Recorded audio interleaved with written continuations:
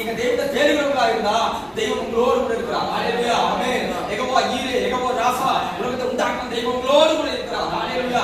அது மாத்திரமல்ல, நீங்க எப்போ இயேசுவை ஏற்றுக்கொண்டீங்க அப்ப இயேசு உங்களுக்குள்ள வந்துட்டார். எத்தனை விசுவாசம் இல்லையா? நீங்க எப்ப இயேசுவே தெய்வம் என்று ஆமென் இயேசு கிறிஸ்து உலகத்தில் வந்து என் பாவங்களுக்காய் மரித்து எனக்காக உயிர்த்து உயிரோடு இருக்கிறார் என்று விசுவாசிக்கிறீங்களோ, எப்ப விசுவாசம் அப்பவே இயேசு உங்களுக்குள்ள வந்துட்டார்.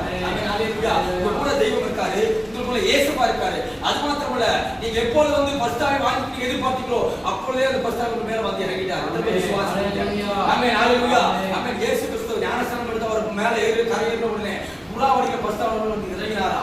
அதுபோல நம்ம ஞானஸ்நானம் எடுத்த ஒவ்வொருத்தரும் ஞானஸ்நானம் எடுத்த போதும் நம்ம வந்து இறங்கியிருக்கார். நீங்க விசுவாசிச்சா அது நடக்கும். விசுவாசிக்கிறீங்களா? இந்த மாதிரி பஸ்டாவும் இருக்காது. ஆமென். அது மாத்திரமல்ல, உங்களை சுற்றும் 1000-16 தூதன்மார்கள் இருக்காங்க. ஆமென். ஹalleluya. ஆமென். நீங்க தெய்வத்தை ஏற்றுக்கொண்ட போது உங்களை பாதுகாக்க, உங்களுக்கு நன்மைகள் செய்ய, உங்களுடைய தேவைகளை சந்திக்க, உங்களோடு கூட இருக்க, உங்களுடைய எல்லா தேவைகளை சந்திக்க ஒரு தூதன்மார் உங்களோடு கூட இருக்கிறாங்க. என்ன விசுவாசிக்கிறீங்க? ஒரு கங்கத்தின் தேவனாக மகிமை கிடையாது. நீங்க தனியா கிடையாது.